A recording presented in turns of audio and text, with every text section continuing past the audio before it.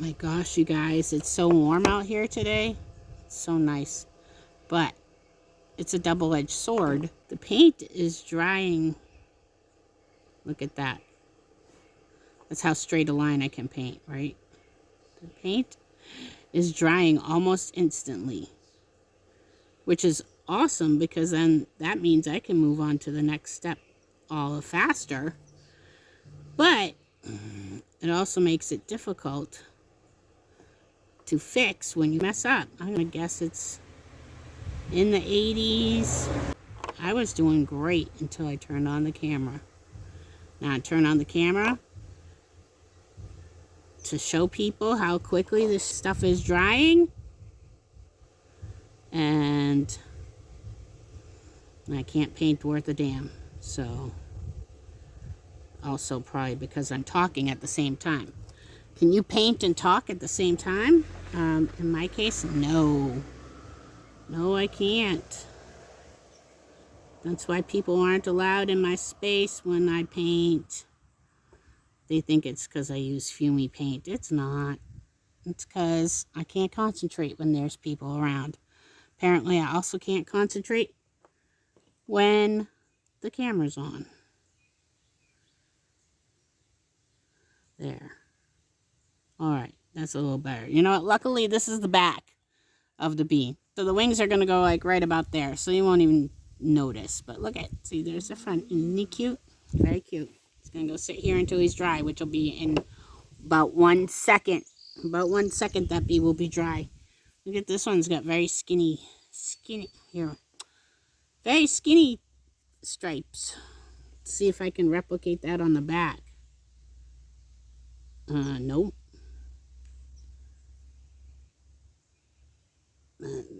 Whatever. Again, like I said, I was doing beautifully till I turned on the camera, and I'm going to have to get some more paint in here. Because that's the other thing, it dries where you're getting it from too. On your palette, or in this case, I'm using the cover of the paint bottle as a palette. It's not a good practice. I don't like to do that. I don't like to dip my brushes actually in the paint or in the cover, because if your brushes get contaminated with something, well, now you've just contaminated your entire bottle of paint. Shake up the bottle, and you open it back up, and you're gonna have some fresh paint on the cover. There you go. So I try to be very careful with this brush so that way I don't contaminate my paint, because I don't want to have to buy new paint. Even though it's not terribly expensive paint, it's just annoying and an inconvenience, especially when you live at least 20 minutes from the nearest store that sells it. So it's not a fun time if you run out. There, that's a little better. I gotta be quiet again because I got paint. Let's see. There we go. That one was beautiful. I like that, even though, look at, I didn't line it up. You know what? Are bees stripes lined up on a bee? Who knows? I've never looked at a bee that closely before. I looked at a yellow jacket really closely once, but that was because I killed it. And I only killed it because I'm not mean to nature, except for that.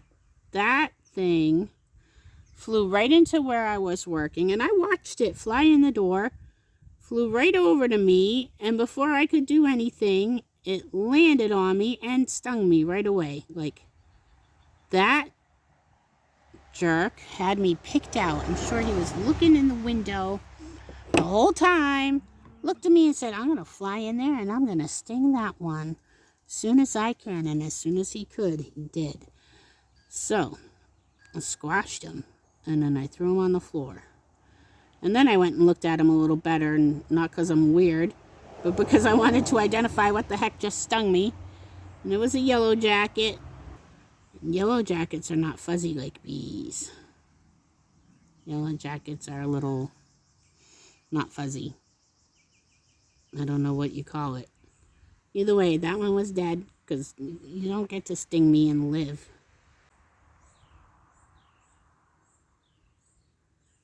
Hopefully I don't run into any yellow jackets out here today. I've been stung by a few things inside. Inside the house, inside my workplace, inside my car once. And I was driving my car, I got stung. That one I think was a bee. Another bee story. This one amazed me. Back when the kids were little and I used to hang the laundry on the clothesline. Did a load of laundry, hung it on the line. Went back out a couple hours later to check if it's dry or anything like that. And this one's going to be super fuzzy because I'm tired of trying to fix that. And it's my last bee. And I go back out to check on the laundry. And what's there? Clipped to the clothesline and a piece of clothing is a bee. I think I clipped him by his leg or something. Just clipped him there. And the poor thing was all like struggling so hard to get out of that. And now I'm sitting there going, oh, geez, I feel bad. I don't like to hurt nature. How am I going to get this bee unclipped without it stinging me? Because I know if I was in that bee's predicament, I'd be pissed myself. But I did. I eventually stood as far away from it as I could, like arm's length, obviously, and unclipped the clothesline, and then I ran. I ran back in the house. I let that piece of clothing just hang by one clothespin for a little bit, and I waited, I don't know, half an hour or so, just to make sure wherever the bee went, it wasn't waiting for me when I went back out there. And then I got the rest of my clothes. I hope he lived, but yeah, that's my bee stories. So now that's all my bees. Thanks for staying with me while I painted some bees. This is what they look like as they're drying. And if you enjoyed my video, please consider hitting that like button and subscribing to see more from me. Have a great day.